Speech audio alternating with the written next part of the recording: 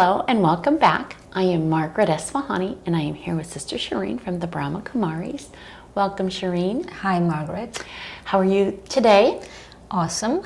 Wonderful. Well, we have been talking quite a bit about soul fitness, and in today's segment we are going to talk about extra or more warm-up exercises, in particular how we can observe our thoughts. And so yet again, Shireen is going to share some exciting, great news. Shireen, please talk to us about why it's important for us to observe our thoughts.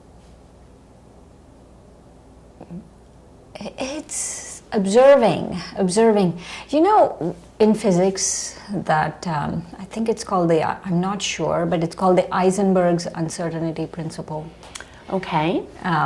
I'm sure it's I'm all going to trust you because I'm not a science person, but and it's all going over your head. And I'm thinking, why am I even mentioning this? That's okay. But anyway, what this says is that at the subatomic levels, okay, a wave and a particle, I think, can exist either or, but it exists in one place only when you start observing.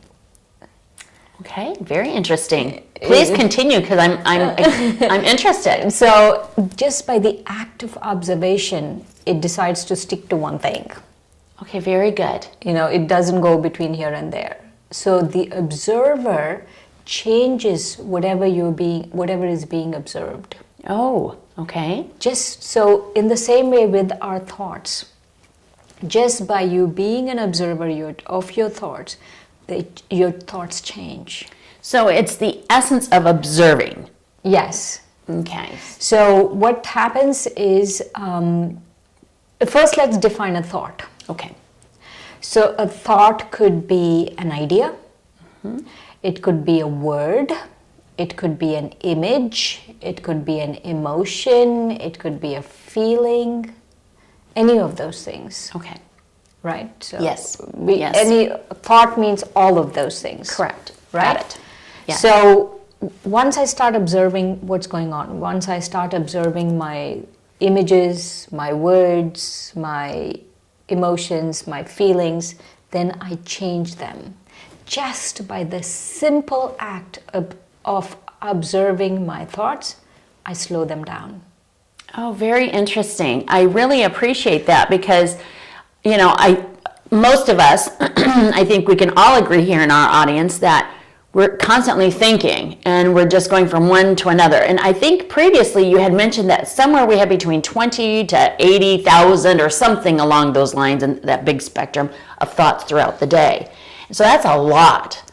That's a lot. And we can just slow them down just by observing. Okay. And in this exercise, I don't want you to judge them. So it sounds very simple, but you have to observe but not judge.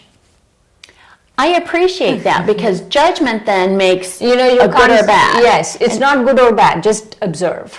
Okay. Don't say, oh, bad thought, oh, good person, oh, bad. No, just observe. Excellent. So there are two important things that are happening in this exercise. You're observing your thoughts and you're refraining from judgment, which I don't know which is harder, but well, I'm sure you're going to teach us how to bring them together. Right. But I do appreciate when you say that observation without judgment. Right. Because then there's no jumping to conclusions, which is so easy for a lot of us to do, or assumptions, and we all know what happens when we assume, and that doesn't always work out in our favor. Right. So the sheer act of observation is really, really important. Right. Okay. Right. So let's start. Terrific. Okay. This time more than ever, we need to breathe in and out deeply. Breathe in, hold that breath for a second, and then breathe out. And then watch your breath. Breathe in, hold it, breathe out.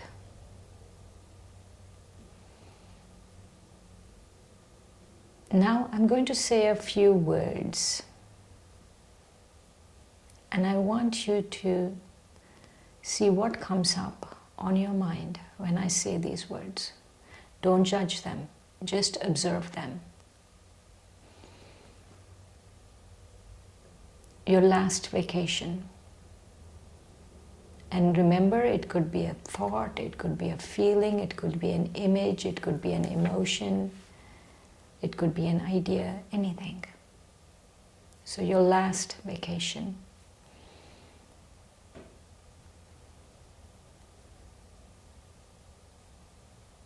And now, visualize a white screen. And whatever thought comes up, just visualize it coming up on the screen. And I'm going to say a few words. And remember, do not judge. Just whatever comes up, project it on the white screen. War.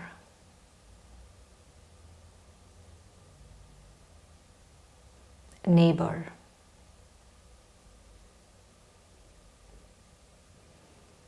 Spouse.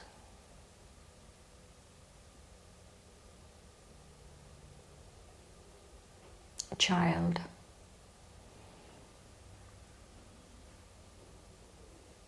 Food.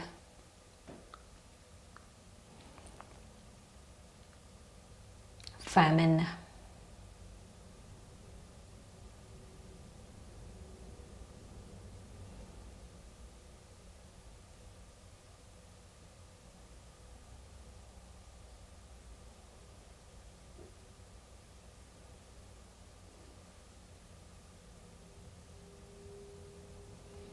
And now gently, I hope you haven't passed judgment on any of your thoughts, because I want you to gently come back to this place of non-judgment of your thoughts. And now just let your stream of consciousness go through. So start observing whatever is happening in your thoughts right now in your stream of consciousness, and no judgment. Just observe. And be very gentle with yourself. Don't direct them, don't tell, don't go here, don't go there. No, just let it go.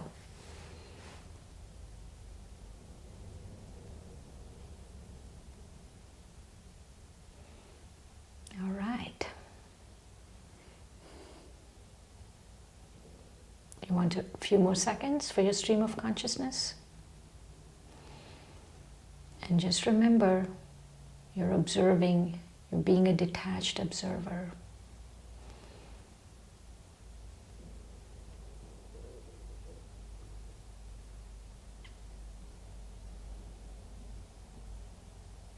And with that, let's come back to this room.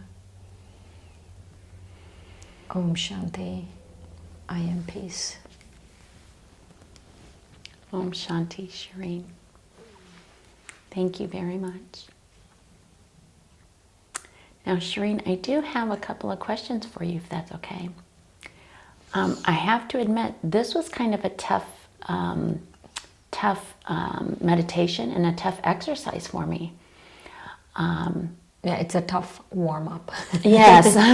It's not exactly a warm-up, but it's a good warm-up. It is a good warm-up, because one of the things I struggled with, if I can share with our audience, and I don't know if many of you had the same issue. During our meditation and during our warm-up, it was really difficult for me not to judge my thought. So share with me, if you can. You mentioned vacation.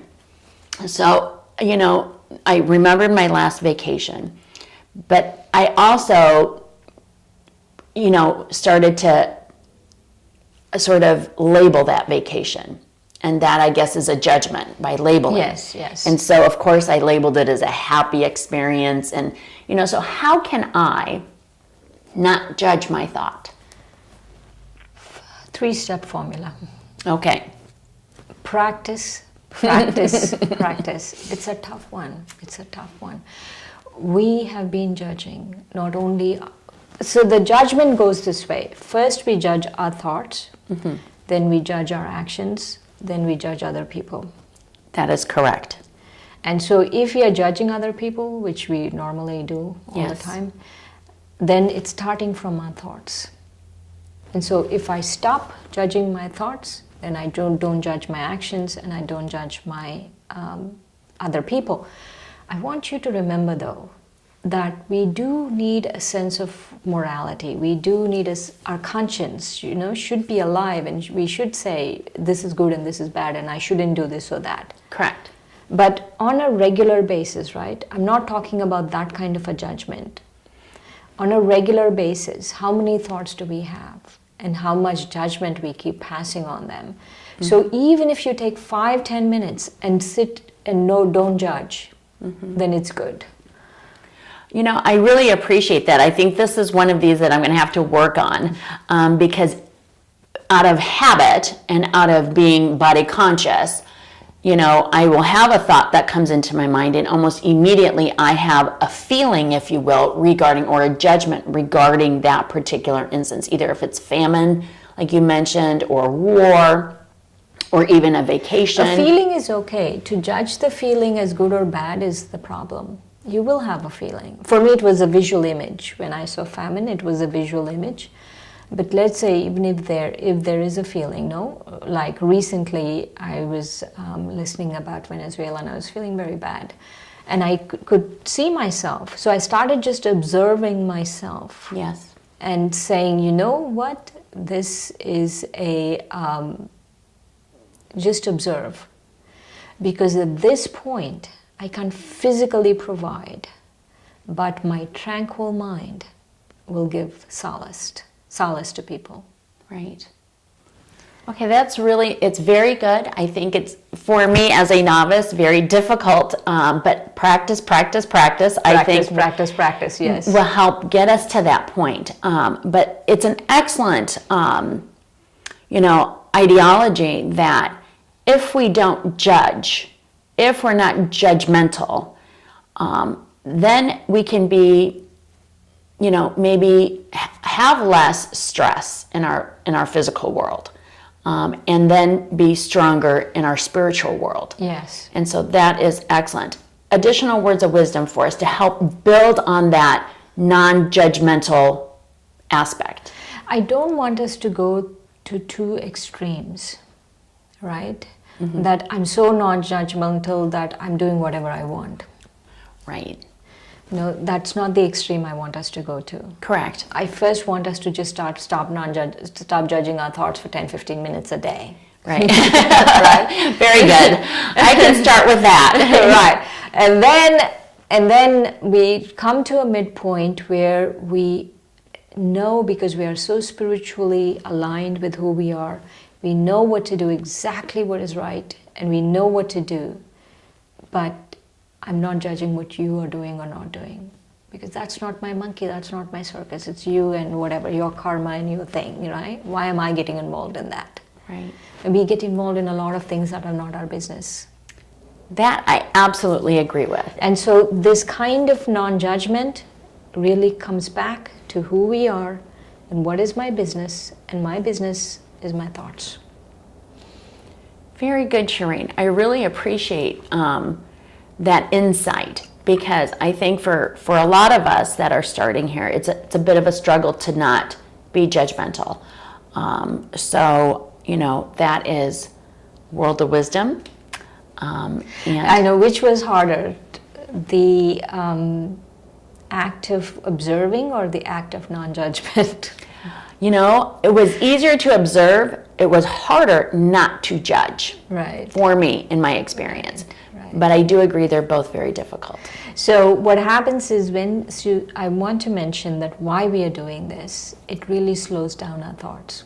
We got sidetracked into the non-judgmental bit, but the point of the exercise is to slow down our thoughts. Wonderful. Well, Shireen, thank you so much. Thanks, We Margaret. are just really growing. I know all of us out here are having enormous amount of growth. Thank you. Thanks.